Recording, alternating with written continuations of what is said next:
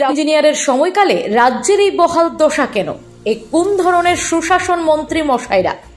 বড় বড় বিজ্ঞ পণ্ডিতেরা মাইকে লেকচার দিয়েছিলেন নির্বাচনের প্রাকলগ্নে। রাম আমলে দেশে খুন, ধর্ষণ, শ্লীলতাহানি, বাচ্চা বিক্রি কিছুই ঘটছে না। যা ঘটেছিল সব বাম আমলে ঘটেছিল। এখন এসব হচ্ছে কেন? এখন কোন আমল? গতকাল 28 বছর মহিলাকে বলপূর্বক তুলে নিয়ে গিয়ে ধর্ষণ করে, তাছাড়া বাধারঘাট এলাকায় 15 বছরের নাবালিকাকে শ্লীলতাহানি করা হলো। আজ রাজ্যে নারী নির্যাতনের প্রতিবাদে মহিলা কংগ্রেসের বিক্ষোভ মিছিল বের হয়।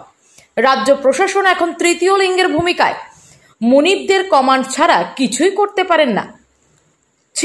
রাজ্যবাসীর জন্য এর থেকে বড় উপহার আর কি হতে পারে? ব্যুরো রিপোর্ট, নিউজ অনুসন্ধান। ক্রমাগত বৃদ্ধি পাচ্ছে মহিলা বিরোধী অপরাধের সংখ্যা।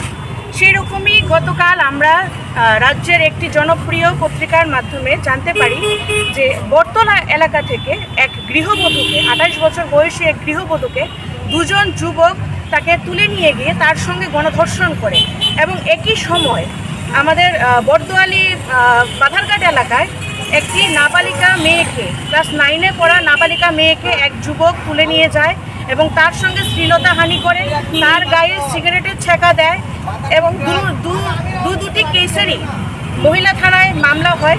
কিন্তু এখন পর্যন্ত অপরাধীদের বিরুদ্ধে কোনো রকম পদক্ষেপ গ্রহণ করেনি পশ্চিম মহিলা থানার পুলিশ এবং রাজ্যের পুলিশ প্রশাসন।